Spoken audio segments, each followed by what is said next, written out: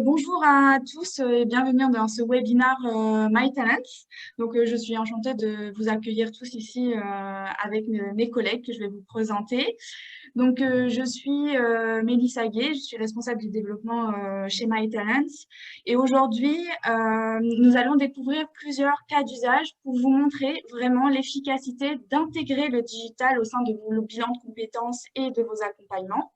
Donc, je suis aujourd'hui avec Elodie Vivona, qui est responsable de pôle et psychologue du travail, Margot Sansa, psychologue du travail et consultante en bilan de compétences, qui ont toutes les deux réussi à intégrer le digital pleinement dans leurs accompagnements professionnels. Je suis aussi ravie d'accueillir Nathalie, qui va nous partager son retour d'expérience en tant que bénéficiaire d'un bilan de compétences. Vous allez pouvoir aussi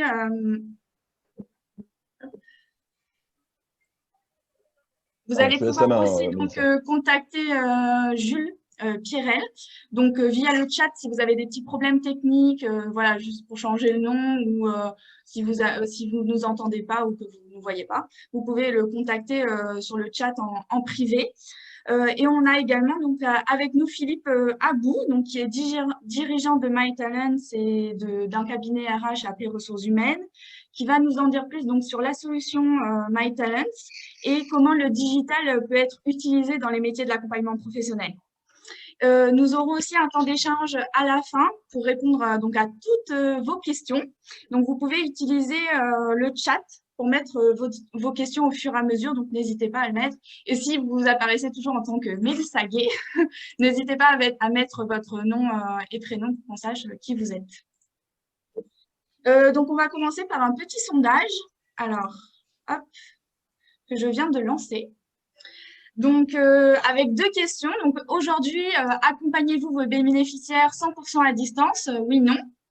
Et quels outils digitaux utilisez-vous pour vos accompagnements? Donc, des échanges par mail réguliers avec vos bénéficiaires, par exemple, des documents partagés sur Drive, des outils de visioconférence, une plateforme de test métier ou personnalité en ligne, ou une solution digitale, ou bien d'autres types de solutions que vous utilisez pour vos accompagnements. Je vous laisse y répondre. Et ensuite, je laisse la parole donc à Philippe qui va nous faire une petite analyse de ce sondage. Je vais aussi vous donner les résultats. Je vais mettre encore quelques secondes pour y répondre.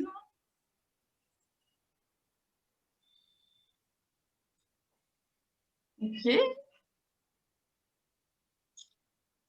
Ça continue de monter, donc on va attendre encore quelques secondes. OK, parfait. Donc, j'ai les résultats du sondage. Donc, aujourd'hui, accompagnez-vous vos bénéficiaires 100% à distance. Donc, on a oui à 39% et non à 61%. Tu peux les afficher, Mélissa? Juste peut-être… Ah, mettre fin au sondage. Est-ce que vous le voyez, les résultats? Partagez les résultats. Voilà. Voilà, parfait. Je ne sais pas si vous les voyez. Ouais. Je pense que c'est bon. Ouais, tout à fait. Et quels outils digitaux donc utilisez-vous pour vos accompagnements? Donc, on a 89% qui nous ont répondu qu'ils utilisent des échanges mail réguliers avec leurs bénéficiaires, 79% donc des outils de visioconférence et une petite partie qui utilise une solution digitale et beaucoup d'utilisation de plateformes de tests métiers ou personnalisés en ligne et quelques-uns à 26% des documents partagés sur Drive. Donc, je te laisse la parole, Philippe, si tu veux faire quelques commentaires sur ce sondage.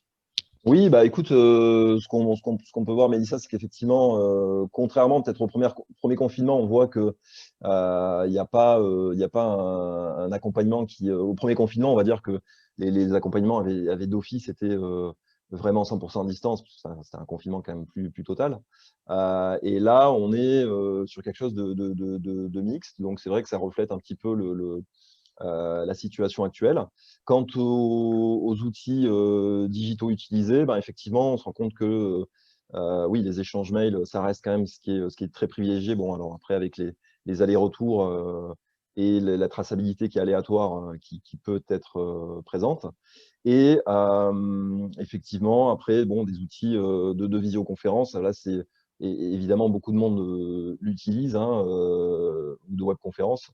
Qui est plutôt un outil synchrone. Et c'est vrai qu'on se rend compte que la solution digitale, uniquement 2%, par exemple, qui est un outil plutôt asynchrone, tout ce qui se passe à côté quand on n'est pas en face du bénéficiaire, on se rend compte qu'il y a effectivement peu de professionnels qui utilisent ce type de solution. Bon, l'idée aujourd'hui, c'est peut-être de parler de ça, entre autres, et de la digitalisation des accompagnements.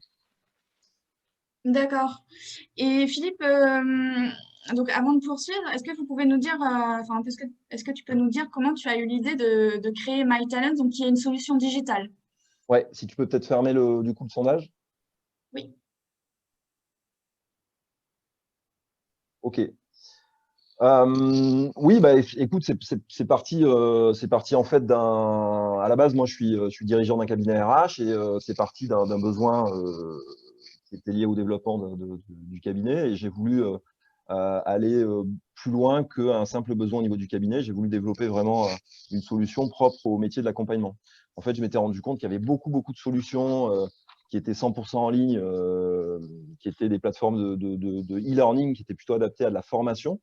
Par contre, sur les métiers de l'accompagnement, je me suis rendu compte qu'il y avait un manque, puisque en fait, quand je m'adressais à des solutions e-learning pures, les gens ils avaient l'impression que je parlais chinois, en fait, parce que l'accompagnement, ce n'est pas quelque chose de très connu et qui était sous-digitalisé, alors que finalement, le digital learning ou le e-learning, selon comment on l'appelle, c'est vraiment en plein essor depuis quelques années. Et nous, en termes d'accompagnement, on est un métier connexe, mais c'est vrai que les plateformes e-learning ne sont pas tout à fait adaptées à ce que un accompagnement individuel, des outils spécifiques peuvent apporter. Donc voilà, c'est pour ça qu'on a vraiment développé cette solution pour accompagner vraiment, c'est une solution métier. Et c'est pour ça qu'on a voulu développer tout ça avec des experts du digital, en s'associant à des experts du digital et en travaillant avec des psychologues, des coachs et des consultants pour développer un outil qui soit le plus proche possible des pratiques. D'accord. Ok. Qu'est-ce que tu peux nous dire un peu sur cette approche de blended learning au sein des accompagnements professionnels? C'est vrai que souvent, on se rend compte que quand on parle de formation à distance ou d'accompagnement à distance, le premier réflexe qu'on a, c'est visio. En fait, l'approche est beaucoup plus globale au niveau de l'accompagnement et même de la formation. C'est vraiment cette approche blended learning qu'on essaye d'adapter vraiment à de l'accompagnement, c'est-à-dire qu'est-ce qui se passe en fait au niveau de l'accompagnement au niveau global, parce que l'accompagnement, c'est quand on est en face du bénéficiaire, mais il y a aussi tout ce qui est à côté et toute la partie, ce qu'on appelle asynchrone, donc quand on n'est pas avec son bénéficiaire. Et pour cela, il faut aussi des outils qui permettent de tracer et d'engager aussi le bénéficiaire. D'accord, pour mixer finalement cette partie asynchrone Ouais, et synchrone. tout à fait, avec du coup des compétences, comme c'est indiqué ici, des compétences du bénéficiaire qui doivent évoluer, des compétences pardon, du consultant qui doivent évoluer. Voilà, nous, on essaye de développer, de proposer en fait une idée du bilan de compétences aussi évoluée, hein, même si on ne fait pas que du bilan, mais il y a aussi toute la partie accompagnement, outplacement, coaching, et vraiment donner de la liberté, du temps à son bénéficiaire, donner un accès facile, hein, smartphone, ordinateur, tablette. Aujourd'hui, les gens, il faut qu'ils aient accès, ils sont habitués aussi à aller sur des applications, ça se généralise quand même, donc il faut donner de la liberté, des possibilités d'avoir accès de partout à son accompagnement. Et surtout, ne pas oublier les moments en présentiel, parce que moi, surtout, je défends le métier. Aujourd'hui, avec ce qu'on voit, on voit beaucoup de cabinets qui fleurissent un petit peu dans tous les sens. On en parlera tout à l'heure peut-être, mais avec de la qualité de travail qui est pas au rendez-vous. Je le vois avec des consoeurs et confrères, avec la plateforme CPF. On se rend compte qu'il y a des offres qui partent dans tous les sens et c'est assez dur de s'y retrouver. Donc, l'idée, c'est vraiment de se dire, voilà, je propose de l'innovation, mais en même temps, l'humain, les rencontres, les rendez-vous, ce qui se passe en synchrone, quand je suis avec mon bénéficiaire, ça, c'est aussi très important et c'est les compétences vraiment du consultant face à face qui vont jouer à ce moment-là. D'accord, donc il faut vraiment des nouvelles compétences. Est-ce que tu peux nous expliquer ces nouvelles compétences finalement? Les nouvelles compétences, on va en parler tout à l'heure aussi, mais c'est d'être capable justement de privilégier le face-à-face, de faire évoluer son ingénierie. Donc, c'est-à-dire aujourd'hui, le consultant, il faut qu'il fasse évoluer son ingénierie d'accompagnement et ses outils d'accompagnement à travers notamment la capacité à designer ou redesigner ses parcours d'accompagnement. Le livret d'un bilan de compétences papier ou les échanges mails aujourd'hui, bah, c'est vrai que c'est pas idéal pour engager son bénéficiaire. Et du coup, libérer les énergies aussi. Troisième point, développer ses capacités de créativité et d'agilité pour permettre, on en parlera avec des cas d'usage, pour permettre la mise à disposition de parcours adaptés. D'accord. Bon, bah, du coup, on va illustrer ce que tu viens de dire à travers 4 cas d'usage, avec donc le témoignage d'Élodie Vivona, Margot Sansa et Nathalie.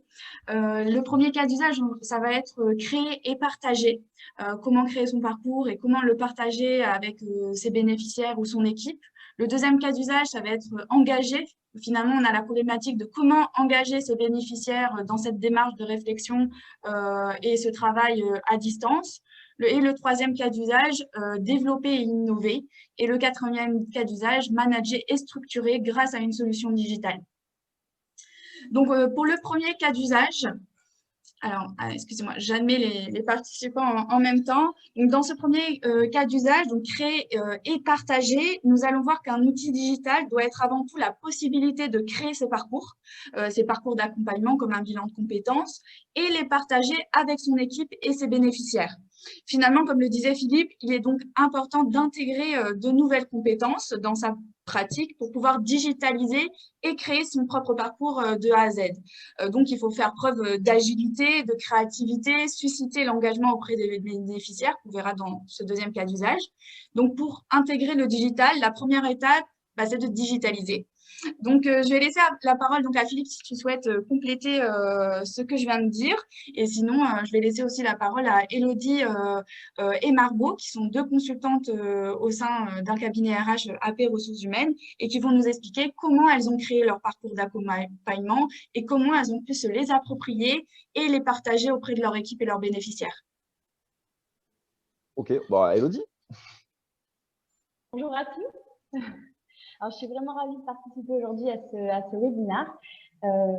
Donc, j'ai intégré le digital dans ma pratique il y a maintenant 1 an.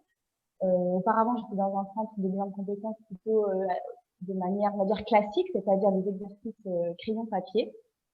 Et en arrivant dans ma nouvelle structure, j'ai mis en place une nouvelle prestation qui est l'accompagnement VAE.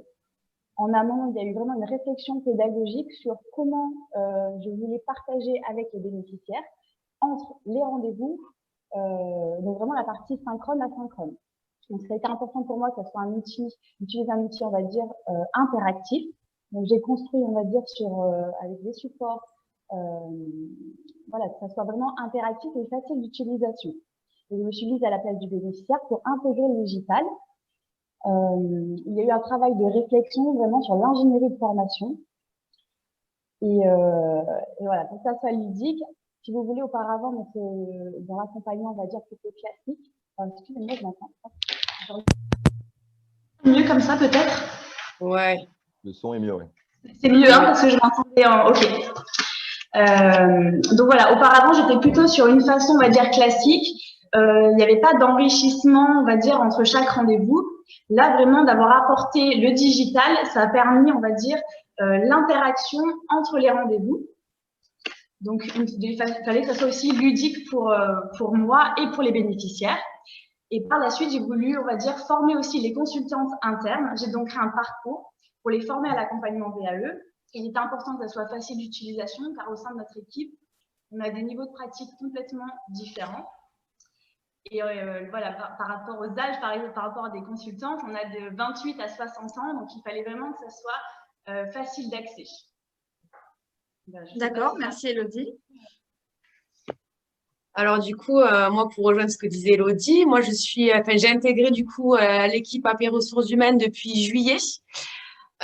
Donc j'ai dû également intégrer dans ma pratique cet outil digital. Donc auparavant, comme Élodie, je travaillais soit sur un papier stylo ou éventuellement on avait un petit peu bidouillé donc des outils sur Word. Alors j'appréhendais un petit peu au début l'intégration de cet outil digital. Et puis finalement, je me suis vite familiarisée. ce que j'ai trouvé intéressant, c'était la possibilité de personnaliser le parcours. C'est-à-dire qu'en fait, chez AP Ressources Humaines, sur le bilan de compétences, on avait déjà un parcours qui était créé. Et en fait, ce parcours-là, j'ai pu me l'approprier. Et j'ai pu, du coup, y intégrer des outils que moi, j'avais l'habitude d'utiliser dans ma pratique, dans le bilan de compétences. Par exemple, j'ai pu intégrer voilà, un questionnaire sur les valeurs professionnelles, mais j'ai également aussi trouvé pertinent de scinder la dernière étape du bilan de compétences, puisque moi, je le réalisais sur 2 rendez-vous différents. Voilà. D'accord. Donc, merci Margot pour ce retour d'expérience. Finalement, Philippe, qu'est-ce que vous faites? Vous nous montrez votre écran et qu'est-ce qu'on Oui, peut alors tout à finalement fait. faire avec… L'idée, c'est effectivement de se dire que, voilà, pour rebondir sur les témoignages d'Élodie et de Margot, c'est vrai que elles ont pu développer différentes formules de bilan de compétences avec la notion de partage au niveau de l'équipe. Donc, il y a vraiment la notion de création, d'être auteur, le côté do it yourself, c'est-à-dire vraiment, j'ai la possibilité très rapidement, bon, je vais montrer quelques écrans tout à l'heure, de créer et de designer mes propres parcours avec des modules qui sont des questionnaires en ligne, qui sont du téléchargement de ressources, des vidéos, la digitalisation des rendez-vous également, la possibilité de créer des synthèses d'étapes pour avancer et consolider une synthèse globale de l'accompagnement. Également, du coup, de s'appuyer sur des compétences. Élodie parlait de création de parcours de VAE, donc de développer de nouvelles activités d'accompagnement et de les digitaliser avec une approche, encore une fois, blended learning dans la notion d'accompagnement. Et vraiment, cette notion de partage, ici, on voit par exemple qu'il y a vraiment une distinction. Alors, ça dépend des solutions, mais en tout cas, ici, il y a une différence entre mes parcours, qui sont les parcours du consultant, les parcours du cabinet, et également l'accès à des parcours clés en main qui sont proposés par des consultants sur lesquels vous pouvez aller, c'est une bibliothèque de parcours en ligne, sur lesquels vous pouvez aller récupérer directement et dupliquer dans votre propre espace un parcours. Donc, il y a vraiment cette notion soit d'être auteur, entre guillemets, soit d'être interprète de parcours d'accompagnement. Et la notion de partage, elle est aussi sur le fait de pouvoir partager directement son bénéficiaire avec un autre consultant. Ici, donc, je peux, par exemple, avec Élodie, partager un consultant si Élodie va intervenir sur un test en particulier, sur un suivi, sur un atelier. Et vraiment, la notion aussi, je pense qu'on doit évoluer aussi là-dessus en termes d'accompagnement, c'est ne pas être uniquement dans le côté un consultant, un bénéficiaire, mais aussi, si on est dans une sphère collective, pouvoir faire des échanges de pratiques, pouvoir proposer des solutions d'accompagnement qui peuvent mêler les ateliers en distanciel, comme on le vit aujourd'hui, avec la possibilité de se partager différents bénéficiaires et du coup, pour le consultant, d'avoir accès également à l'information et du coup, d'avoir vraiment une transversalité en termes d'échange de pratiques et de travail. Donc ça, c'est des éléments qui sont effectivement importants par rapport à cette notion à la fois de création et de partage, pour revenir à ce que tu disais, Mélissa. D'accord, ok, merci. Donc, si vous avez des questions, n'hésitez pas à les poser dans le chat. Au fur et à mesure, on pourrait les traiter si besoin. Donc, n'hésitez pas à les marquer dans le chat et on y reviendra à la fin du webinaire. Donc, on va continuer sur le cas d'usage numéro 2. Finalement, donc après avoir digitalisé donc ces parcours d'accompagnement, la deuxième étape consiste à engager le bénéficiaire dans la démarche pour qu'il complète en ligne son travail de réflexion. C'est ce que nous allons voir donc dans ce cas d'usage numéro 2, comment créer de l'engagement dans un accompagnement avec des outils à distance. Philippe, donc je te laisse la parole pour nous expliquer les différents principes de l'engagement. Oui, bah, écoute, effectivement, je pense qu'il n'y a rien de pire en fait que utiliser d'avoir une solution en fait que les gens n'utilisent pas. Donc ça, c'est quelque chose que moi j'ai connu en tant qu'enseignant à un moment donné. C'est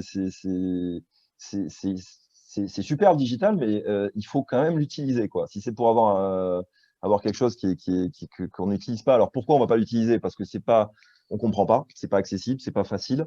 Donc aussi bien côté consultant que bénéficiaire, il faut vraiment, le premier A, c'est l'accessibilité, c'est que ce soit simple d'utilisation au quotidien, qu'il y ait un menu facile, qu'on puisse vraiment voilà, créer un parcours, c'est facile. Vous voyez, il ne faut pas que faut pas que ça demande des compétences informatiques poussées. Donc voilà, il faut que ça ressemble aussi à l'utilisation des outils classiques que j'ai à distance quand je vais sur mon appli CPF, si je suis un bénéficiaire, ou quand je vais sur mes comptes bancaires, par exemple. Il faut que ce soit attractif. Souvent, quand on parle que ce soit au niveau de la formation et de l'accompagnement, quand on parle de digitalisation, bah, quand j'échange des fois avec des consultants, il y en a certains qui me disent bah, je vais déposer des PowerPoint en ligne. Donc ça, il n'y a rien de pire, hein. C'est le cimetière à documents où on va télécharger des documents sans arrêt, bah, ce n'est pas du tout attractif. Donc éviter vraiment le cimetière à documents, éviter le côté drive avec des documents qui s'amoncellent. Ce n'est pas du tout attractif. Et donc, l'attractivité, il faut plutôt la mettre avec un parcours qui va être engageant, avec une mixité, je dirais, des ressources qui sont disponibles. Ça peut être de la vidéo, ça peut être des exercices où on va derrière apporter un feedback à distance, ensuite un rendez-vous en présentiel, mais vraiment, voilà, mixer des choses pour que la personne, le bénéficiaire, puisse avoir quelque chose de fluide et ludique en même temps, à minima. Accompagner, c'est aussi accompagner le bénéficiaire aussi bien de manière asynchrone que synchrone pour créer de l'engagement et lui expliquer que son accompagnement, ça va être voilà, quelque chose de global sur lequel il va être acteur. Ça, ce n'est pas nouveau, mais en tout cas, à travers le digital aussi, lui permettre d'avoir accès à énormément d'informations. D'accord, merci Philippe. Je m'adresse à Nathalie. Vous qui avez réalisé un bilan de compétences, pouvez-vous nous expliquer qu'est-ce que cela vous a apporté finalement de réaliser votre travail de réflexion sur une solution digitale? Alors bonjour, je m'appelle Nathalie Ferrucci, je travaille depuis plus de 22 ans dans la même boîte et là je prépare actuellement une grosse reconversion professionnelle qui va provoquer chez moi un grand chambardement. Donc j'avais vraiment besoin d'être accompagnée dans le cadre d'un bilan de compétences et surtout, vu, si vous voulez, mon background RH, j'avais vraiment des exigences quand même, hein, et le blended learning, ça faisait vraiment partie de mes exigences. D'une part parce que j'ai un agenda hyper chargé, donc il fallait quand même que je puisse voilà, préparer les différents rendez-vous, mais tout en ayant de la visio quand même un peu au milieu pour que ce soit plus simple pour moi d'organiser tout ça. Et en fait, je connaissais le cabinet APRH parce qu'en 2008, j'avais déjà fait un bilan de compétences. Et quand je devais faire mon choix, je savais que c'était ce cabinet-là avec ce cabinet que je voulais travailler. Et il avait énormément évolué forcément et il s'était tourné vers le digital. Et ça, c'était vraiment quelque chose qui était très important pour moi. Alors du coup, j'ai fait la connaissance avec cette plateforme MindTalent qui était vraiment au cœur du processus du bilan de compétences chez APRH. Et j'ai découvert donc un outil de partage d'informations, de liaison entre le consultant et la personne qui fait le bilan. Et en fait, il est vraiment devenu pour moi le facteur clé de succès et de réussite de mon bilan de compétences. Alors pourquoi? Est-ce que j'ai le temps? J'en parle maintenant? Oui. Oui, vas-y. Alors pourquoi? Parce que ça vous permet donc vous avez un outil où vous avez toutes les différentes étapes de votre bilan de compétences et lorsque vous avez terminé une étape, vous passez à la seconde. Donc déjà, si vous voulez continuer à poursuivre votre bilan de compétences, vous êtes déjà bien obligé de vous connecter, d'instruire, d'écrire tout ce que vous avez à écrire, de réfléchir, voilà. Donc vous menez une réflexion tout en remplissant en ligne donc les volets qui doivent être complétés avant chaque rendez-vous. Ça vous permet de poser les choses, de vous relire, d'argumenter et ce travail préalable vous aide à prendre vraiment une forme de recul face à la situation que vous êtes en train de décrire. Et donc, il vous engage, vraiment, vous vous engagez dans cette réflexion.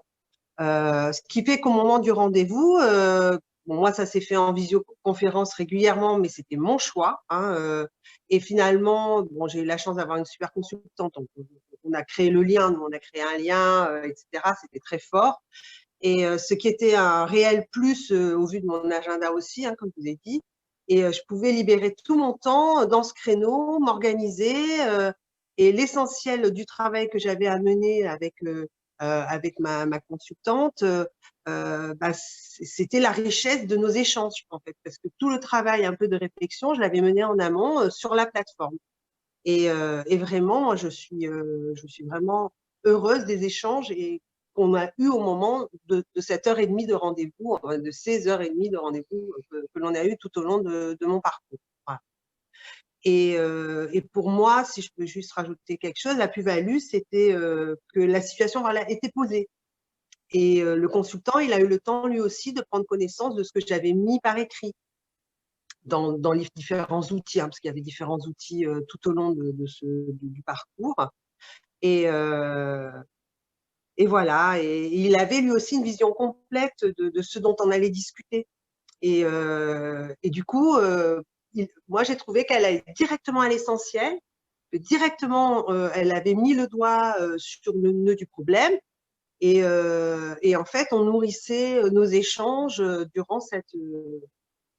voilà, ça nourrissait toute ma réflexion. Elle aussi, elle avait pu prendre du recul sur ce que je lui avais dit la dernière fois, donc ça avançait. Donc voilà, je sais pas. C'était pour moi, ça a été vraiment une expérience. Je pense que je n'avais pas vécu avant. C'était très bien avant parce que j'avais bien progressé dans mes professionnels grâce à ce bilan de compétences, mais là, ça a été vraiment quelque chose de plus. Donc finalement, vous vous êtes senti engagé dans cette démarche finalement digitale.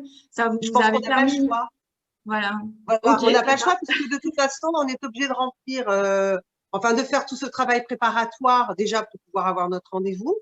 Et ensuite, si on veut passer à l'étape suivante, il va bien falloir remplir quelque chose, vous voyez. D'accord. Bon, bah, Et merci Nathalie. voilà, et tous les échanges se font par la plateforme, donc voilà. Merci Nathalie donc, pour Je ce vous en prie. témoignage finalement donc, qui a réalisé récemment un bilan de compétences. Ça lui a permis de gagner du temps, de poser la réflexion. Donc le travail sur la solution digitale, ça peut être plus interactif et donc avoir ses avantages. Je vais laisser la parole donc, à Elodie. Donc là, en l'occurrence, juste Philippe Abou vous montre son écran. Donc ça, c'est la vision bénéficiaire. Oui, voilà, l'idée, c'est je parlais tout à l'heure d'accessibilité, c'est de se dire, voilà, très rapidement, j'ai accès à mon accompagnement avec mes différents parcours, j'ai mon agenda, j'ai ma messagerie intégrée, j'ai mon profil. Je peux également aller, tu veux que j'en parle maintenant ou après peut-être On va peut-être laisser la parole à Elodie et Margot sur comment vous, en tant que consultante, vous avez réussi à engager vos bénéficiaires dans la démarche. Oui, tout à fait. Donc, l'engagement, c'est vraiment une des clés du bilan de compétences. Auparavant, moi, j'analysais les besoins et les attentes lors du premier rendez-vous. Aujourd'hui, grâce au digital, le bénéficiaire travaille en amont. Donc, il y a vraiment une mise au travail avant le premier rendez-vous. Il devient vraiment acteur de son accompagnement. Il prend possession voilà, du bilan de compétences avant même notre rendez-vous, ce qui, moi, me permet d'analyser ses réponses et de pouvoir, c'est vraiment un gain de temps, puisque lors du premier rendez-vous, je peux déjà amorcer le travail, revenir sur certains points de réflexion. Donc, il y a vraiment une interactivité entre chaque rendez-vous, puisqu'entre chaque rendez-vous, le bénéficiaire va répondre à une étape. Pour moi, ça me permet une visibilité au quotidien. Entre les deux rendez-vous, je peux vraiment prendre ce temps voilà, avant le rendez-vous. C'est pas, ça me demande pas longtemps, c'est vraiment de préparer mon rendez-vous. Et pour moi, il y a vraiment un gain de temps. Donc voilà, donc l'engagement, au final, il se fait naturellement avec le bénéficiaire. Et un des avantages, c'est qu'il n'y a plus de perte de documents. Auparavant, sur voilà, crayon papier, le bénéficiaire repartait chez lui avec des documents que je découvrais lors du rendez-vous. Si ce n'était pas oublié, perdu, là, il y a vraiment une traçabilité. Donc ça, c'est un point important pour moi. Et ce qui est rassurant aussi pour le bénéficiaire, c'est qu'il y a un suivi. Donc, à 6 mois, après le bilan de compétences, on doit faire le suivi des 6 mois et le bénéficiaire a encore 6 mois accès à la plateforme. Donc ça, c'est vraiment intéressant et important aussi pour lui. Ouais, en fait, D'accord. tu décides à quel moment, d'ailleurs, tu peux lui laisser un peu plus de temps, même au-delà de 6 mois, mais c'est vrai que c'est intéressant de garder ce lien. Ouais. Et je rebondis juste sur la question de Carole Mollet, qui est intéressante par rapport à ce cas d'usage. Qu'en est-il de la protection des données, finalement, de ces données bénéficiaires? Est-ce que Philippe, vous pouvez nous apporter une réponse? Oui, bah, les données, la protection des données, de toute façon, la solution, elle est complètement compatible RGPD, donc, puisqu'il y a un hébergement en France, les données sont cryptées. Et il y a un effacement des données qui est fait soit manuellement, soit au bout de 24 mois au niveau de la solution. Voilà, donc je dirais que par rapport à un bilan de compétences notamment, il y a une possibilité pour le consultant d'effacer à sa guise les données et de les supprimer conformément effectivement à la protection des données. Et également, donc, la solution, par exemple, MyTalent, c'est hébergé au sein d'un serveur sécurisé en France. Donc, Tout à fait. pareil pour la protection des données, c'est important pour nous. Merci, donc, Élodie. Je vais laisser la parole donc, à Margot. Margot, qu'est-ce que vous pouvez nous dire sur votre partage d'expérience, sur Par l'engagement rapport à bénévole? l'engagement, donc moi, par rapport à l'engagement, c'est déjà une question que je traite directement lors de l'entretien préalable, l'entretien d'information au bilan de compétences. Je trouve que c'est hyper important d'insister et d'alerter le candidat qu'une démarche de bilan de compétences, ça va demander de l'investissement personnel, une charge de travail. Et du coup, en fait, ce que je leur explique, c'est que plus la personne va donner d'investissement et d'engagement, plus les résultats du bilan de compétences seront probants. Donc, en fait, utiliser un outil digital donc, dans son accompagnement, ça permet de rendre le travail plus agréable pour le bénéficiaire. Que ça soit, mais aussi pour nous, parce qu'au niveau déjà de la relecture des documents, donc c'est plus facile. De même, il y a un gain de temps parce que le bénéficiaire peut réaliser des exercices sur l'ordinateur, mais il peut également les réaliser donc sur son téléphone portable. Par exemple, on est dans les transports en commun, on a un questionnaire qui ne demande pas forcément de rédaction, on peut le réaliser voilà, dans les transports en commun quand on a un peu de temps à tuer. Et du coup, donc, je rejoins Élodie également sur la perte des documents. Plus aucun document se perd. Également, il y a une traçabilité au niveau des rendez-vous. C'est-à-dire que tous les positionnements des rendez-vous passent par la plateforme. Du coup, on n'a pas d'échange de mail avec les candidats, à savoir qu'ils ne se rappellent plus de l'heure du rendez-vous ou alors ils arrivent 1 heure plus tôt ou 1 heure plus tard à un rendez-vous. Tous les rendez-vous donc sont inscrits sur la plateforme. Et pour finir, au niveau de l'engagement, par exemple, on peut adapter du coup notre accompagnement également sur cet outil digital. Par exemple, je pense à une candidate qui avait, donc on était à la moitié du bilan de compétences, 4e, 5e rendez-vous, donc son projet professionnel était déjà finalisé. Donc, ce que je lui ai proposé, c'était de travailler directement donc, sur ses candidatures, donc la création du CV et de la lettre de motivation. Donc, elle a réalisé, donc je lui ai partagé un parcours en auto-formation et après, j'ai pu lui faire un feedback sur le travail qu'elle avait réalisé. Oui, Voilà. on l'a dans l'exemple, peut-être. On l'a dans l'exemple, là, ici, Margot, effectivement, d'un bilan de compétences, ici, où, à l'issue de ce bilan, Oui, ou parallèlement, on va mettre à disposition des parcours, c'est ça. soit qu'on a créés, soit qui sont disponibles dans la bibliothèque de parcours clé en main, et qu'on peut éventuellement ajuster en fonction de son cabinet, de son activité, et qui permettent d'avoir un bilan, on va dire, entre guillemets, augmenté. Hein, c'est-à-dire, j'ai un bilan, mais j'ai en plus de ça, j'ai des modules additionnels qui apportent un petit plus Qui répondent aux attentes aussi du bénéficiaire aux attentes. au moment T. D'accord. Effectivement. Oui, la notion de personnalisation aussi, hein, tout à fait. Ok, ben, merci. J'espère que ça a été clair donc, pour ce deuxième cas d'usage.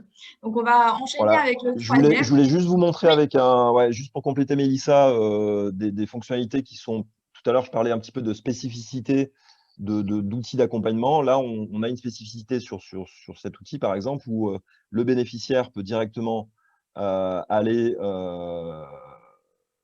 ici, donc la bénéficiaire a créé directement un CV, puisqu'il y a un matching qui se fait avec un partenaire qui est CV Designer, où la personne peut directement intégrer son CV. Et on va avoir ici une personne qui va pouvoir travailler sur son CV. Donc, on a un outil de création de CV en ligne Et on a une personne qui peut directement ici travailler sur son CV, créer son CV. Et donc là, la personne a fait une demande de commentaire ou de correction à son bénéficiaire. Mais du coup, elle peut tout à fait créer également un CV directement ici. Voilà, je prends un exemple. Hein. Voilà, avec un outil de création vraiment très ludique en ligne, avec 25 modèles accessibles. Et automatiquement, ici, faire une demande de correction au cabinet, au consultant, qui va recevoir sur son espace MyTalents la correction du CV. Donc ça peut être utile évidemment dans nos outils d'accompagnement. Quand on fait un bilan, à la fin, on peut parler du CV, mais aussi si on développe la partie outplacement, où on va travailler sur le CV, et on a aussi un accès pour le bénéficiaire sur ses suivis des candidatures. Donc là, on a par exemple notre bénéficiaire qui a postulé sur des postes de consultante RH, qui a son tableau de bord de candidature, qui peut faire évoluer ces différentes candidatures. Et côté consultant, on le verra tout à l'heure, on va avoir toute cette lecture-là en temps réel. Et donc, on va pouvoir voir ce qui se passe du côté du bénéficiaire et donc avoir un suivi en temps réel de toutes les actions effectuées, pouvoir corriger un CV, l'éditer, pouvoir suivre les différents accompagnements. Et donc ça, c'est utile aussi pour tout ce qui est accompagnement à la recherche d'emploi, surtout en ce moment où on a voilà, des accompagnements qui sont à distance et qui peuvent être très liés aussi au côté opérationnel et à la recherche d'emploi. Donc, on a parlé beaucoup de bilan de compétences, mais il y a aussi toute la partie outplacement, accompagnement opérationnel, où après un bilan, qu'est-ce qui peut se passer, voilà, comment je matérialise tout ça, toutes mes compétences sur un CV, et comment je m'engage dans un projet de recherche d'emploi et d'accompagnement opérationnel. Donc finalement, c'est une bonne transition par rapport à notre troisième cas d'usage, qui est développer et innover. Finalement, comment une solution digitale permet d'innover et de développer de nouvelles activités.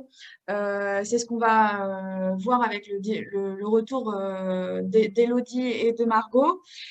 Également, dès le rendez-vous d'information, le digital peut être aussi un facteur différenciant parce que ça donne aussi une image innovante et moderne du cabinet qui peut finalement plaire aux bénéficiaires. Et donc, on peut également développer de nouvelles activités, comme Philippe le disait, l'outplacement, avec un outil de création de CV et suivi des candidatures, mais également, par exemple, nous avons aussi sur MyTalents différents contenus diversifiés qu'on vous propose et qui sont rédigés par des experts. Je pense par exemple au bilan jeune ou au parcours VAE, donc validation des acquis. Tous ces parcours modèles peuvent être aussi un plus pour vous aider à développer de nouvelles prestations.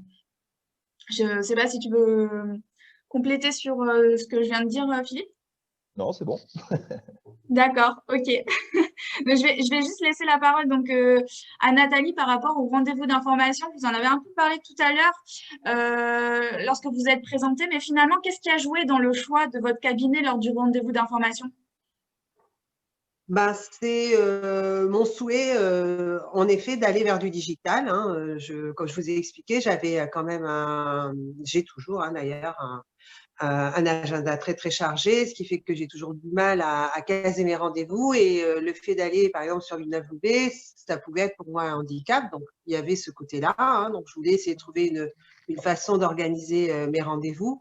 Mais également, en effet, le fait d'avoir une plateforme où tous les documents sont partagés, où je peux avoir ce travail de réflexion en amont avant de saisir, vous voyez, voilà, pour saisir ce que je voulais saisir sur la plateforme, ça m'a intéressée parce que c'est vrai que moi, j'ai toujours connu, que ce soit pour moi ou pour mes collaborateurs ou les salariés de ma boîte, moi, quand je les envoyais faire des bilans de compétences, c'était avec un crayon, un papier, une sacoche, surtout pour ne pas oublier tous les documents qu'on va vous donner, quoi.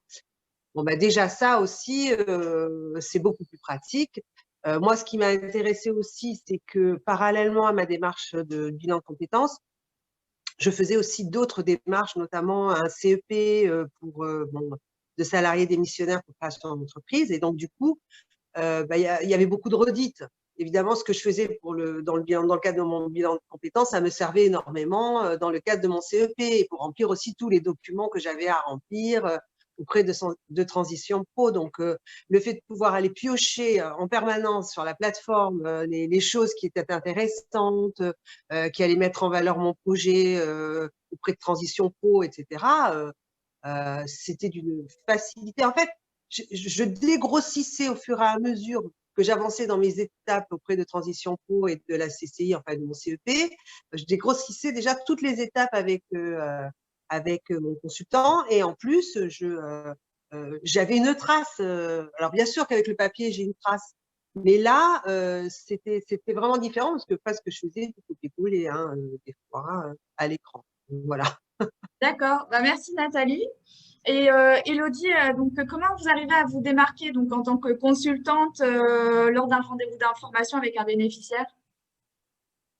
Alors, sur plusieurs points. C'est vrai que la typologie client, elle a évolué. Alors, typologie client ou bénéficiaire, hein, chacun l'appelle comme il souhaite. À l'époque, voilà, il y a quelques années, on était plutôt sur des bénéficiaires ayant la quarantaine. Aujourd'hui, les bénéficiaires que nous accompagnons ont entre 25 et 60 ans. Donc, il a vraiment fallu s'adapter. On peut parler de modernisation du bilan de compétences, du bilan de compétences nouvelle génération. Donc, il est important, on va dire, que le métier aussi se réinvente, le métier de psychologue, de consultant. Et la clé, je pense, c'est de vraiment s'adapter.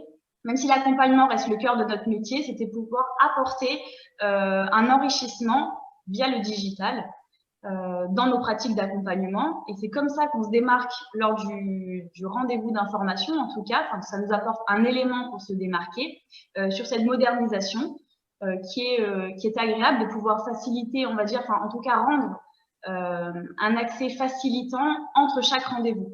Donc voilà, c'est comme ça que ça nous permet peut-être de se démarquer en tout cas.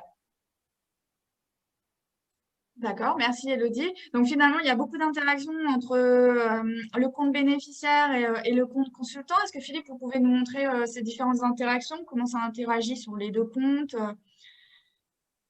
Oui, effectivement. Donc là, on a donc du côté consultant, on peut voir directement effectivement l'évolution et donc les résultats. Donc on voit que on voit en temps réel, vous voyez côté consultant, où en est mon bénéficiaire donc avant le rendez-vous et donc ça permet d'avoir toute une traçabilité et éventuellement d'ajuster avec des modules qui vont être ajoutés ici.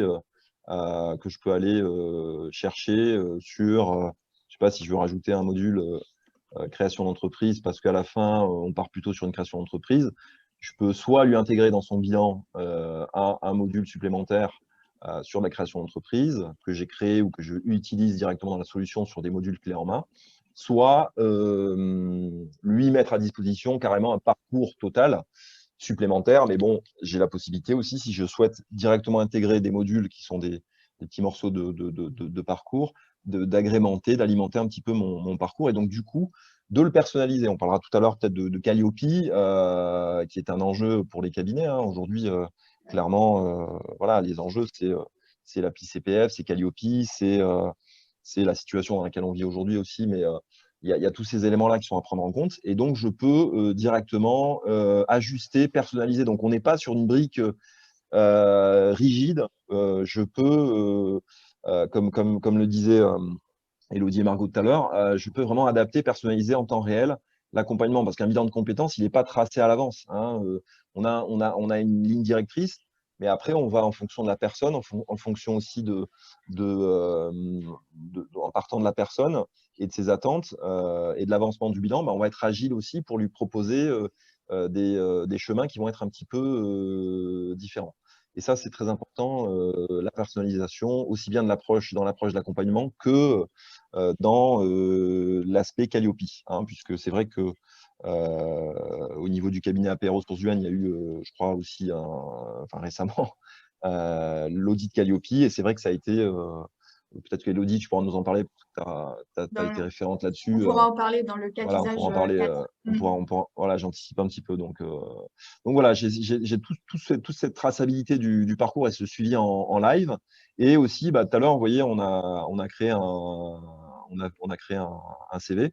Et donc, je peux automatiquement ici aller, puisque là, le bénéficiaire m'a fait une demande de commentaire, je peux aller ici. Bon, bah, qu'est-ce qu'on pourrait mettre ici? Tiens, une petite photo serait bienvenue sur un CV. J'ajoute mes commentaires, donc je peux corriger les CV en ligne. Et une fois que j'ai terminé ici, j'ai mon bénéficiaire qui va automatiquement recevoir le commentaire. Je peux aussi voir évidemment son CV directement sans le commenter. Et je peux aussi, si le candidat m'en fait la demande, éditer son CV, c'est-à-dire vraiment le faire à sa place. Donc, il y a 3 possibilités, vraiment lecture, commentaire, faire des commentaires comme je viens de le faire, et éditer, c'est-à-dire vraiment le faire à sa place. Et pareil sur la partie candidature, vous voyez tout à l'heure, j'avais un tableau de bord de suite candidature côté bénéficiaire, et bien là, sur mon espace, j'ai exactement en temps réel, je vois qu'il y a 10 minutes, vous voyez, j'ai fait bouger quelque chose tout à l'heure, et ben, elle a postulé sur un poste de consultante chez AP Ressources Humaines. Bon, il n'y a pas d'offre pour l'instant, mais en l'occurrence, voilà, c'est un exemple. Mais voilà, donc l'idée, c'est ça. Et puis également de suivre sur différents tableaux de recherche. Donc là, il y a par exemple, à l'issue d'un bilan ou d'un accompagnement, il y a 2 objectifs, consultant RH et chargé de recrutement ici. Et ben, j'ai 2 tableaux de bord de recherche différentes et donc un suivi qui peut se faire au niveau des accompagnements emploi ou des outplacements directement sur le site sur l'espace, pardon, du consultant.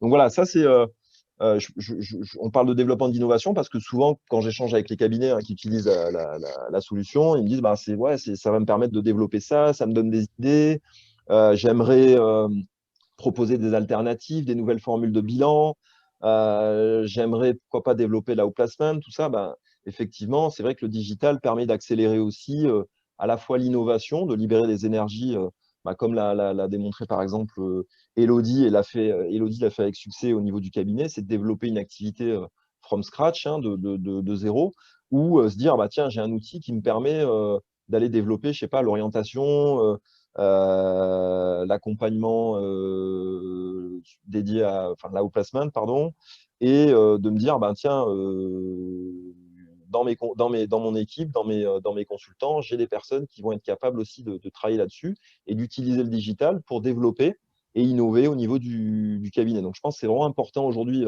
dans la situation dans laquelle on est aussi, de ne pas être statique et d'entreprendre, de développer et d'innover. Le digital, quand même, est facilitateur par rapport à ça.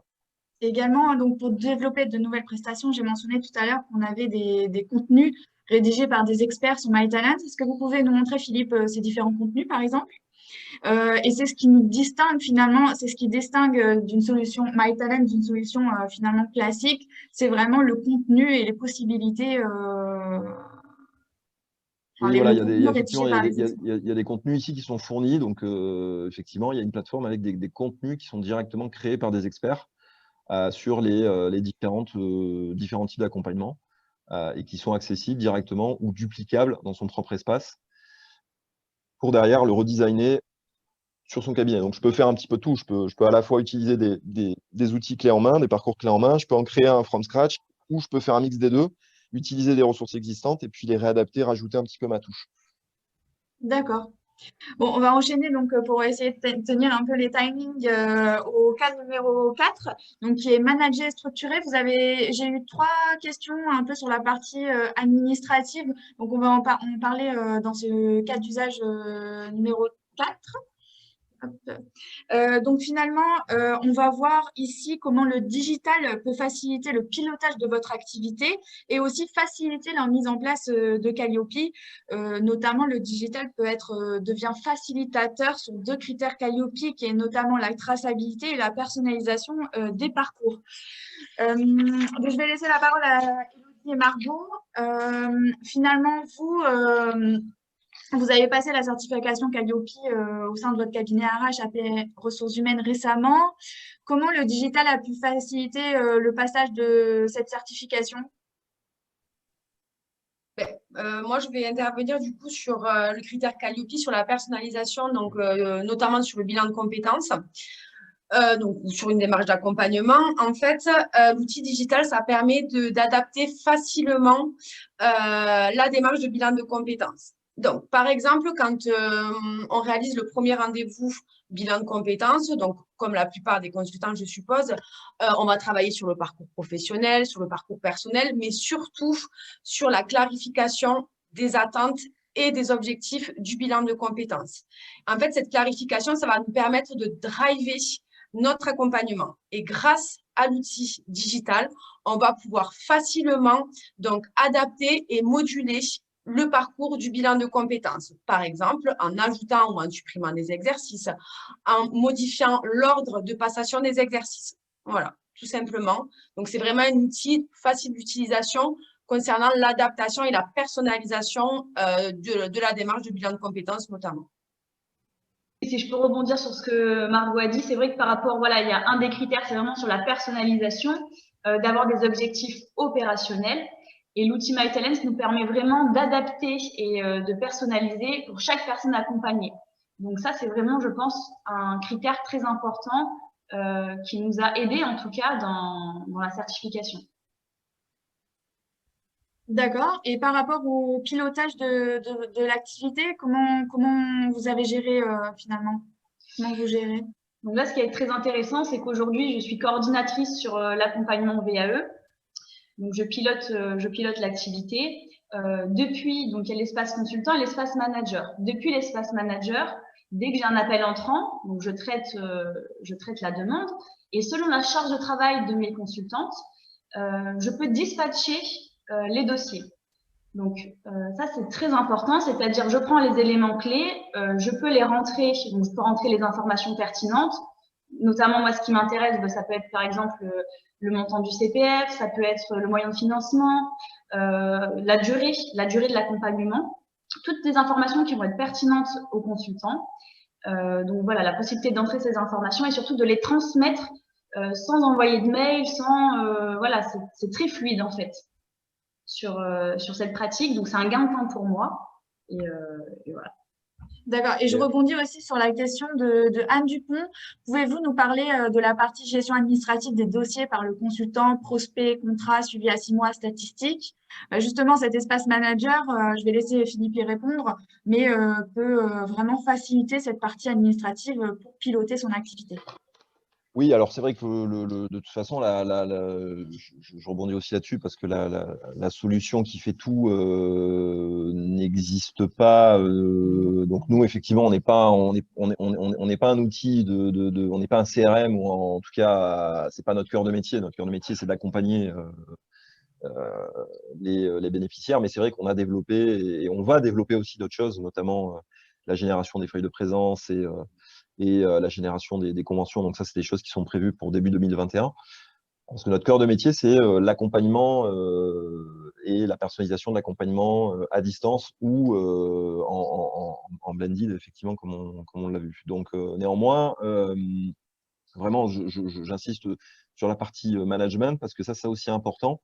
Il y a un accès manager où on peut directement aller récupérer. On va dire qu'on a un accès super consultant où on peut voir ce qui se passe.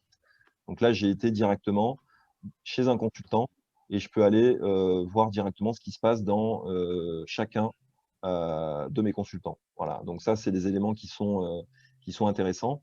Je passe rapidement là-dessus par confidentialité au niveau des bénéficiaires, mais j'ai un accès total, une vision totale de la charge de travail de mon équipe sur les bénéficiaires qui sont ici en attente, sur la charge prospect également, et je peux piloter un petit peu tout ça, aller directement dans les consultants, regarder, échanger avec eux, manager à distance sur mes différents bureaux les consultants qui sont affiliés. Donc je pense que ça, c'est ce que tu voulais dire, Élodie, c'est assez facile pour toi d'aller regarder, d'aller attribuer, d'aller manager un petit peu le volume et l'attribution quand tu as des nouveaux accompagnements à lancer. Hein. Tout à fait. Et je rebondis, du coup, je vois la question de Anne Dupont sur la partie statistique, par exemple. Avant, on avait un tableau au suivi des prospects. Avant, on avait un tableau Excel où on rentrait chaque contact pour vraiment avoir le suivi du prospect, bilan en cours ou fini. Là, maintenant, on n'a vraiment plus du tout besoin de tableau Excel puisque via l'Espace Manager, on a vraiment le suivi des statistiques. Donc ça, vraiment, c'est un gain de temps et de facilité aussi. Hein.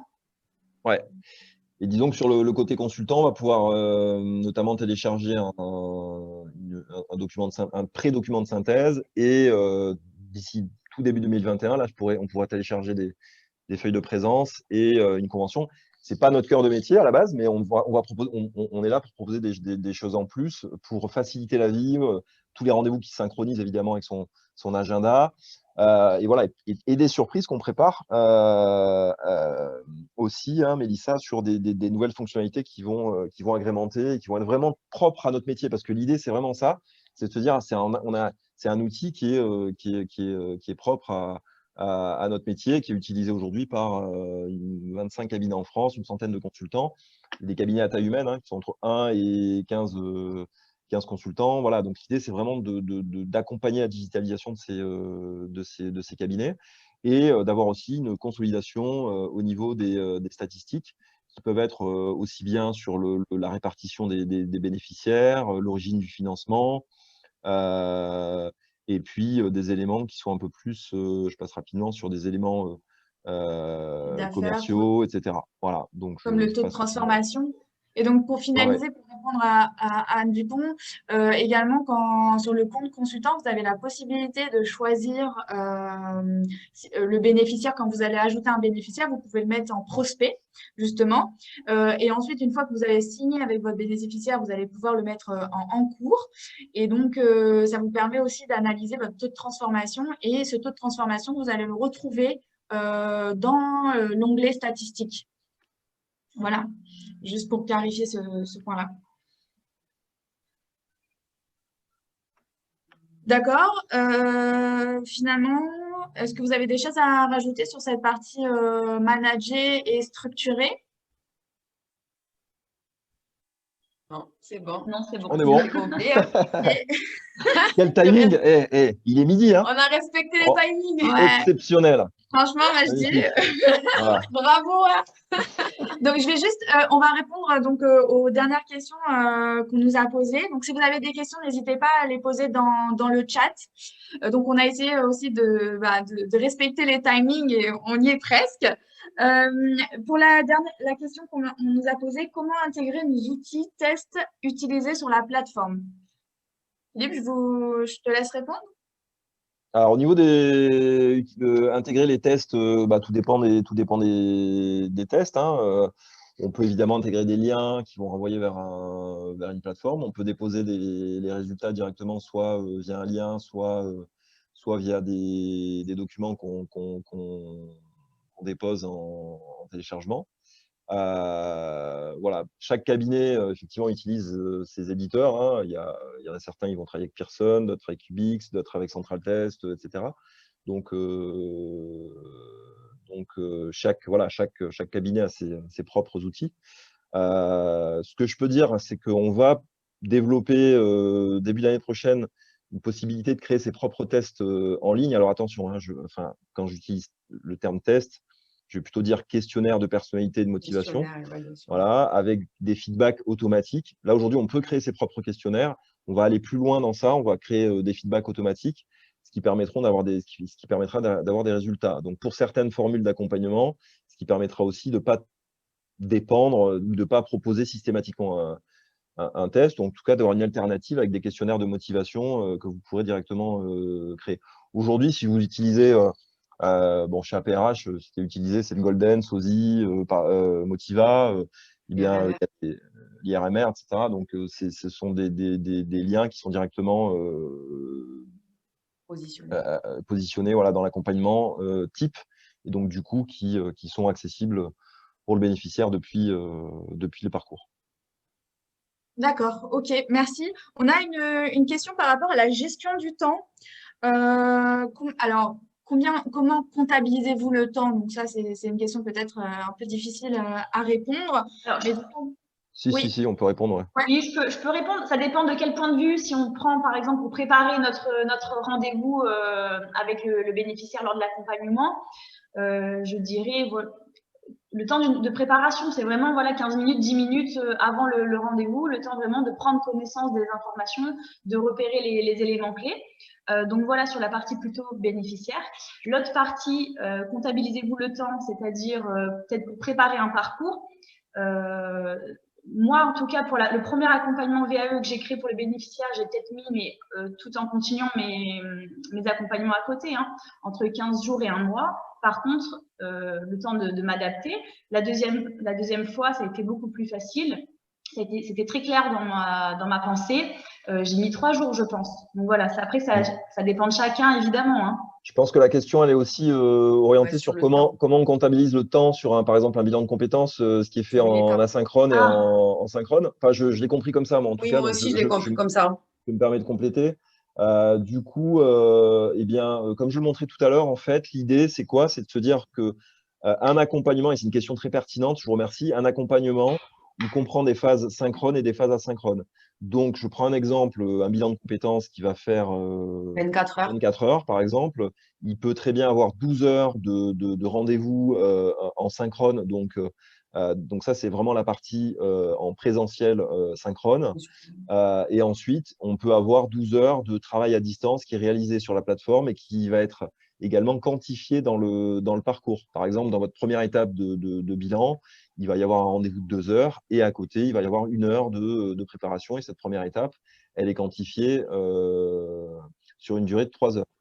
Cette quantification, c'est à vous de la faire à partir du moment où, dans votre ingénierie d'accompagnement, vous allez évaluer le temps qui est nécessaire, en moyenne. Hein, ce n'est pas la durée de connexion qui fait foi, c'est vraiment qu'est-ce qui est estimé comme durée pour répondre de manière cohérente à ces différents modules. Et donc, ça va vous faire la première durée. Et du coup, vous allez vous retrouver avec une durée globale d'accompagnement, avec des phases donc synchrones et des phases asynchrones qui vont être comptabilisées dans le cadre d'un accompagnement global. D'accord. Je ne sais pas si je réponds à la question. Merci Philippe. J'espère qu'on a répondu à votre question. On ne voit pas forcément votre prénom puisque c'est marqué Mélissa. Quelle star, Mélissa, quelle star. Je ne sais pas c'est quoi ce petit bug. Tu me diras comment tu as fait cette fonctionnalité sur Zoom parce que je vais la garder. Hein. Je ne sais pas. Secret. Donc, par rapport au coût de cette solution, vous avez été nombreux à nous le demander. Donc, c'est un abonnement mensuel en fonction de vos besoins. Ça dépend du nombre de consultants que vous avez au sein de votre cabinet, notamment.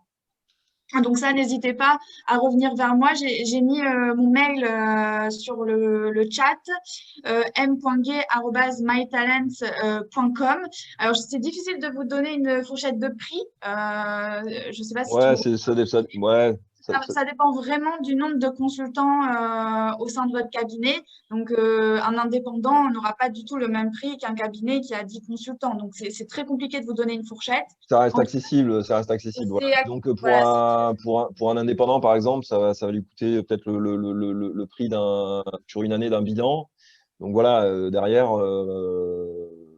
ça lui permet de digitaliser son offre et donc voilà, en général, on a des tarifs qui sont quand même accessibles et qui sont liés au nombre tout simplement de consultants, d'accès, voilà, et également de l'intensité qui est faite dessus, c'est-à-dire si c'est un consultant salarié ou partenaire, donc voilà. Mais en gros, allez, on va quand même donner des éléments, mais en gros, pour un consultant, ça varie entre 70 et 90 € par mois en accès total de la solution. D'accord, parfait. Je regarde juste si j'ai oublié des questions. Si vous avez d'autres questions, n'hésitez pas à les noter avant qu'on termine ce webinaire. Hop, je regarde. Ok, bon, ben, alors, comment se passe l'accompagnement à la prise en main de l'outil? Y a-t-il un coût? Philippe, tu souhaites y répondre? Bon, tu peux y répondre si tu veux. Alors, Donc, comme je disais, donc, c'est un abonnement mensuel. Comment ça se passe, la prise en main de l'outil? On propose une formation qui est prise en charge par l'OPCO pour vous aider vraiment à prendre en main l'outil et aussi digitaliser votre premier parcours. Voilà, c'est Voilà, une formation qui dure 2 heures avec vous en en synchrone présentiel. et 4 heures en asynchrone avec des tutos, des questionnaires. Vous pouvez préparer tout ça. Et selon le nombre de consultants, on peut aussi organiser une session collective. Voilà, et c'est une formation qui a 350 € par consultant, qui est prise en charge à 99% du temps, qui a été prise en charge dans le cadre de l'OPCO. Après, l'abonnement est effectivement sans engagement derrière, et mensuel, renouvellement tacite, et puis voilà, possibilité d'ajuster aussi le nombre de consultants. Ok, parfait. Mais écoutez, merci à Elodie Vivona, Margot Sansa et Nathalie pour leurs témoignages très pertinents. Merci Philippe aussi pour cette démonstration. Très pertinente. Très pertinente. Et merci à tous d'avoir participé à ce webinaire. Alors, n'hésitez pas à me contacter sur mon adresse mail ou par téléphone. Je répondrai à toutes vos questions. Je pourrai également rentrer dans le détail et vous présenter la solution un peu plus dans le détail si vous le souhaitez. Merci Mélissa pour l'organisation. Hein, c'est toi qui as organisé. Voilà. C'est gentil. Mélissa, on en remercie combien de Mélissa? Je ne sais pas, mais toi d'abord. Hein? Donc voilà, merci à tous et puis merci à tout le monde. Bonne journée. Au revoir, très bonne journée. Au revoir.